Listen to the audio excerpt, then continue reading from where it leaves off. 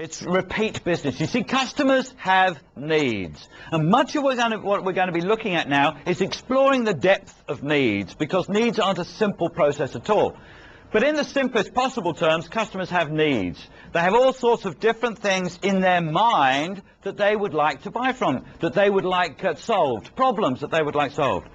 All sorts of different things. And they don't often know what they are. You know this yourself. Sometimes you have to dig so deep they don't even know what their needs are until you've talked to them about it.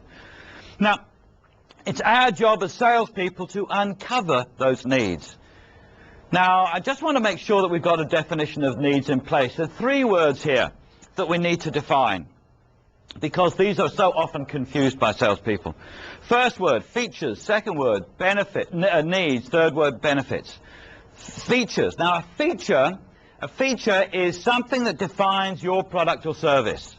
A feature could be, if you're selling cars, for instance, a feature would be that you've got a full range of metallic colours, or that you've got a CD player in every car, or that you've been in business for 25 years. Maybe these are features. A USP is also a feature. A USP stands for unique selling point or unique selling proposition. Now, uniqueness in a product is a wonderful thing to have. By definition, if you've got something that's unique, nobody else has got it. Your competitors don't have it.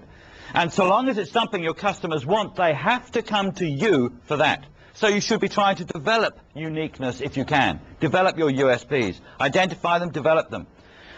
Nonetheless, those are features. Needs, however, is what the customer wants from you. It's a customer requirement.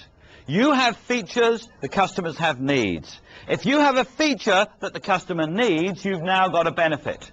A benefit is a feature that satisfies a need. Sometimes, however, you will have features that the customers don't need. What would you call those? Feature that the customer doesn't need. Anybody? Feature that the customer doesn't need. What would you call that? Useless.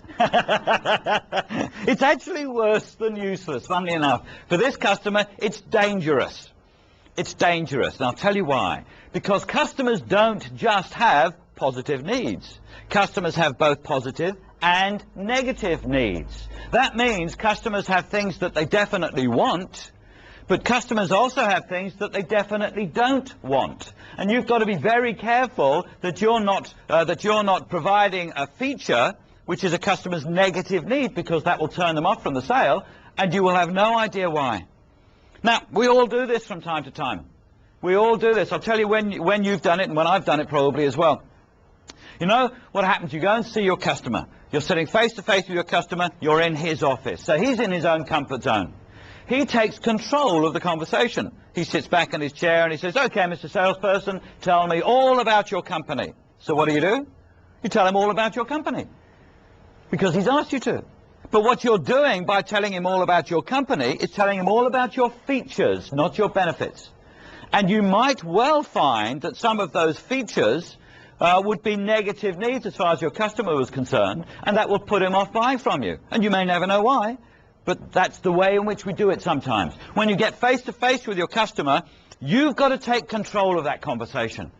You've got to be in control. You've got to be asking the questions. A little bit later on, we're going to be looking at what type of questions to ask, but you've got to be taking control. You've got to say to the customer right early on. You've got to say to him, "Tell me all about your company, Mr. Customer," or "What sort of problems are you facing at the moment?" or "How's business going?" Ask open questions that will encourage the customer to open up. He starts to talk. He tells you what he's looking for, and then when you tell him about your company, all you tell him about is those features which satisfy the needs that you've uncovered, and those are benefits, of course. So then you get on the right side of him. Features, needs, and benefits. Don't make the mistake of focusing on your features. Only ever talk to your customers about benefits.